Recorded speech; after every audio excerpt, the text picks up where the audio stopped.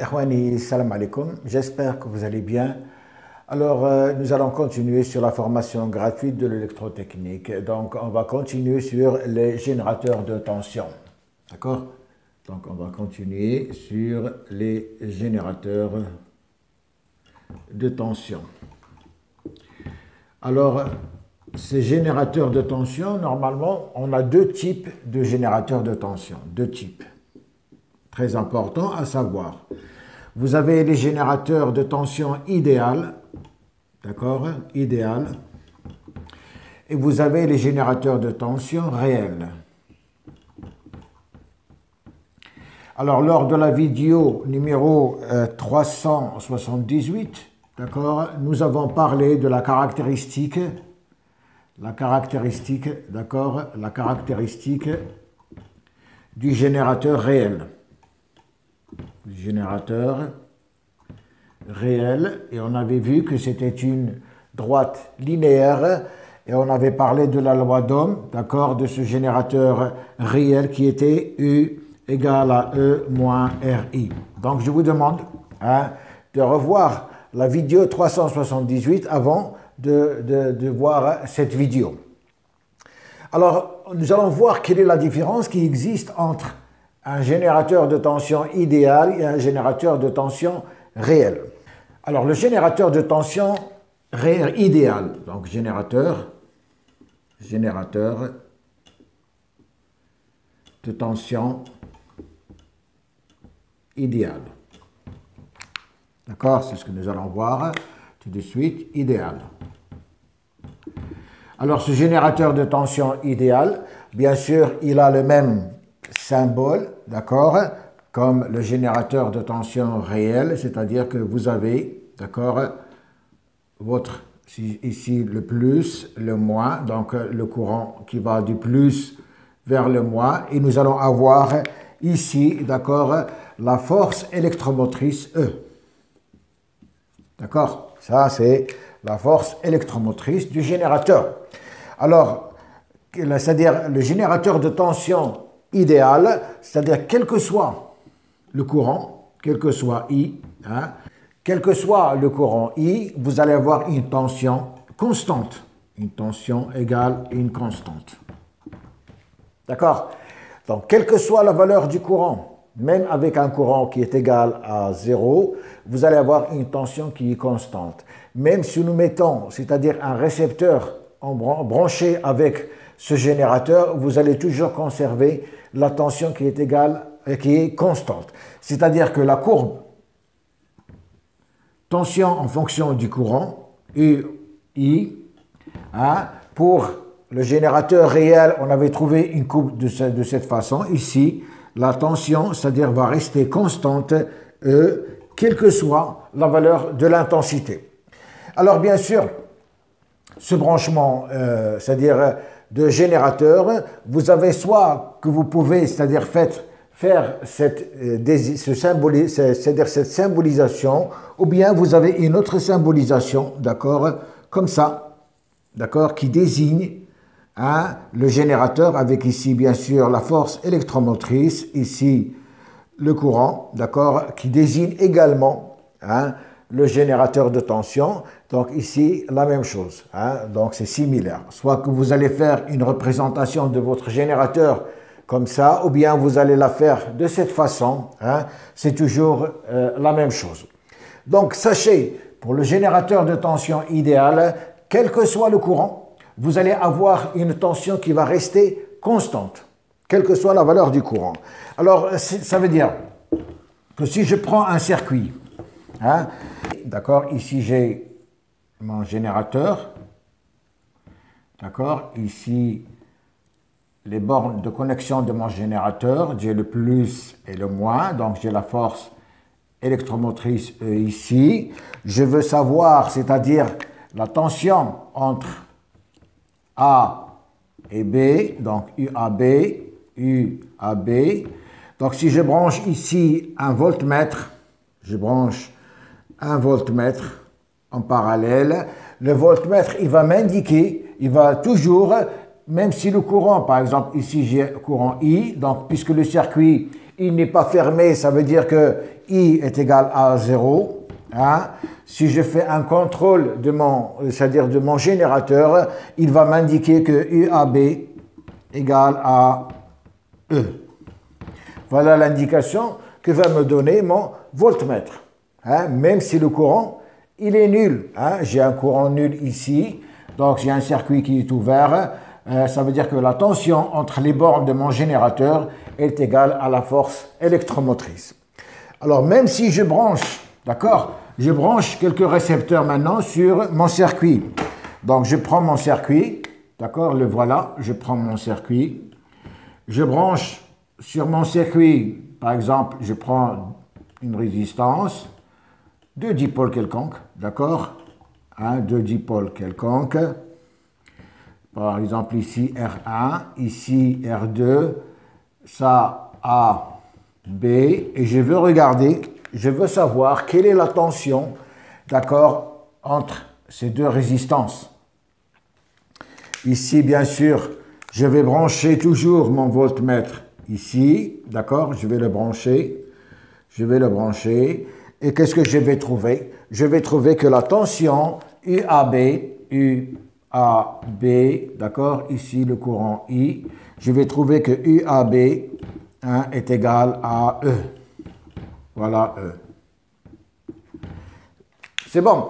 Donc, le générateur de tension idéal, quel que soit le courant, qu'il soit nul, qu'il soit d'une certaine valeur, avec plusieurs récepteurs que nous branchons dessus, vous allez avoir la tension, d'accord, est toujours égale à, c'est-à-dire la force électromotrice. C'est bon? Bien. Alors, voyons maintenant la différence qui existe entre, c'est-à-dire le générateur de tension idéal et le générateur de tension réel. Alors, le générateur de tension réel, toujours la symbolisation, d'accord? Donc, on peut le symboliser de cette façon, d'accord? Ici, mon générateur, donc le plus, le moins, j'ai mon courant I. Et ici, bien sûr, la force électromotrice, seulement, c'est-à-dire cette force électromotrice, d'accord, normalement, elle est, comment dirais-je, on va l'indiquer ici, c'est E et R. D'accord? Donc, c'est-à-dire que le générateur de tension réel, c'est la force électromotrice plus une certaine résistance interne que nous avons vue lors de la vidéo 378. Ça veut dire que si je veux représenter ce générateur, si je veux le représenter, d'accord, avec sa force, sa résistance interne, je vais le représenter de cette façon. Donc ici j'ai, d'accord, j'ai ici mon générateur, j'ai ici la force électromotrice E, et ici, voilà, j'ai la résistance interne, petit r, d'accord, et j'ai ici, bien sûr, les bornes Pn. Pardon, NP, c'est le contraire, puisque j'ai pris, c'est-à-dire le plus ici, donc Pn. Et ici, bien sûr, j'ai UPN.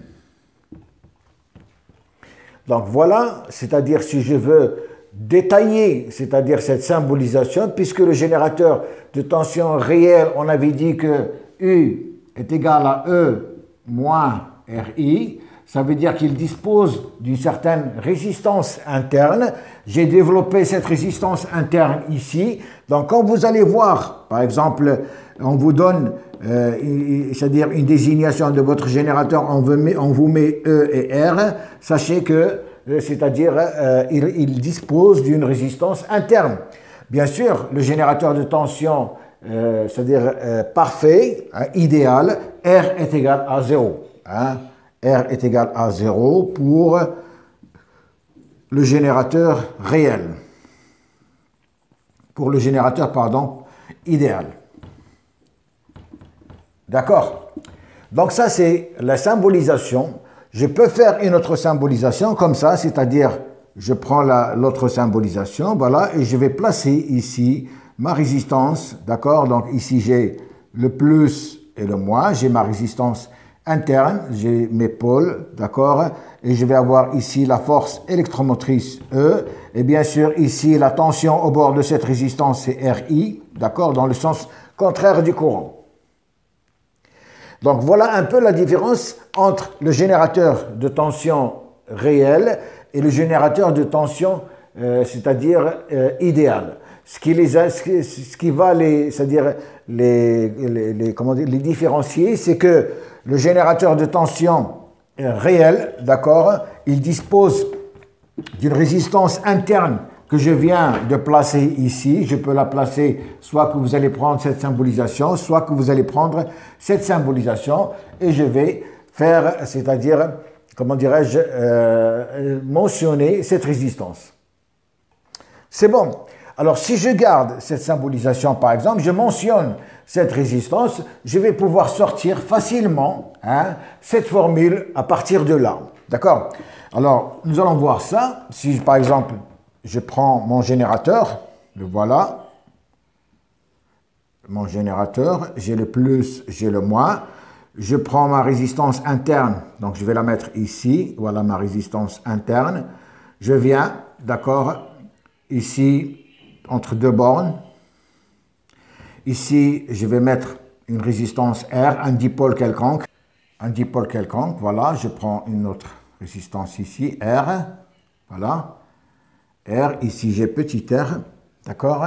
Donc je vais voir qu'est-ce que je vais pouvoir, c'est-à-dire si j'applique la loi des mailles, je prends un sens pour ma maille, ici j'ai E, ici j'ai la tension au bord de la résistance interne qui va dans ce sens, donc ici je vais appeler ça RI, le courant ici, et j'ai ma résistance, donc je veux savoir ce U.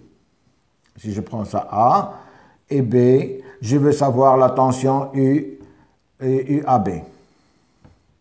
D'accord? Alors, si j'applique la loi des mailles, qu'est-ce que je vais avoir? Cette tension, elle va dans le sens positif, c'est-à-dire je vais avoir UAB. Ici, c'est la même tension, plus RI. Ici, elle va dans le sens contraire, moins E, égal à 0. Donc, je sors UAB qui va être égal à E moins RI. Alors, bien sûr, c'est-à-dire, ce RU n'est rien d'autre que la chute de tension, aux bornes c'est-à-dire de mon générateur, la chute de tension aux bornes de mon générateur. Et c'est cette chute de tension qui fait que nous allons avoir UAB toujours inférieur à E. Donc, un générateur qui a un bon rendement, ça veut dire qu'il a cette résistance interne qui est très faible. Plus la résistance interne elle est élevée, vous avez un mauvais rendement de votre générateur parce que la tension va toujours être inférieure à E et va chuter encore plus. D'accord? Alors, bien sûr, si I égale à 0, vous allez trouver UAB égale à E. Et vous allez vous retrouver, d'accord, avec un générateur qui n'est pas en charge, alors qu'ici, je l'ai mis en charge. C'est pour ça que nous avons, c'est-à-dire l'influence de la résistance, de la chute de tension sur la tension entre les bornes. D'accord? Bien.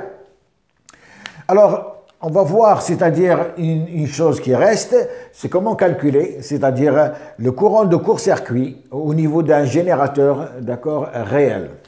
Alors, on a vu lors de la dernière vidéo, d'accord, que normalement un générateur réel, donc U en fonction de I, on avait trouvé une droite de cette forme. D'accord? On avait trouvé une droite de cette forme. Alors, bien sûr, ici, c'est E, l'origine. Et bien sûr, si je fais continuer, c'est-à-dire cette droite, jusqu'à le croisement avec I, ça veut dire que le courant, c'est-à-dire si je prends ma formule U égale à E moins RI, alors si je veux calculer le courant I de court-circuit, ça va être pour une tension U égale à 0. Ici, alors pour la tension U égale à 0, je vais avoir un courant de court-circuit, d'accord, I qui va être égal, donc 0 va être égal à E moins RI. Ça veut dire courant de court-circuit. Ça veut dire que le courant de court-circuit ICC, pardon, je vais prendre petit r ici pour ne pas... Donc c'est toujours petit r, d'accord, la résistance interne. Donc ICC va être égal à E sur petit r. Voilà la formule avec laquelle on peut calculer le courant de court-circuit d'un générateur réel. Mais il est déconseillé, d'accord, c'est-à-dire de court-circuiter, c'est-à-dire un générateur, parce que vous allez l'endommager. Mais si on vous demande de calculer le courant de court-circuit de votre générateur, c'est tout simplement E, c'est-à-dire la tension aux bornes de votre générateur, divisé par la résistance interne. D'accord? Donc voilà, donc c'était un bref aperçu, d'accord, sur les différents générateurs de tension. Alors, il nous reste une seule chose que je vais, c'est-à-dire pour information, nous allons voir tout ça par la suite. Sachez tout simplement que le générateur de tension réel, hein, c'est-à-dire cette désignation, donc le générateur de tension réel, d'accord, avec sa résistance interne, comme ça, donc vous avez ici la résistance interne, d'accord. Vous avez votre courant I. Ça, c'est la tension entre les bornes U, d'accord. C'est-à-dire cette forme, ici c'est E, donc cette forme de symbolisation, c'est ce qu'on appelle par, c'est-à-dire la représentation Thévenin. La représentation Thévenin. Représentation Thévenin. Alors, c'est-à-dire, mettez ça dans votre, c'est-à-dire, document. Nous allons parler de la représentation, c'est-à-dire de Thévenin dans d'autres vidéos, mais sachez tout simplement que le générateur de tension réelle, on le représente de cette façon, et cette représentation, c'est le Thévenin. Représentation Thévenin. C'est bon. Donc, je vous demande de vous abonner à la chaîne, de mettre un like, d'accord? On se reverra la prochaine fois pour une nouvelle vidéo, mais nous allons parler la prochaine fois des générateurs de courant, d'accord? Hein, pour essayer de terminer avec ces générateurs. Alors, d'ici là, je vous remercie, à la prochaine.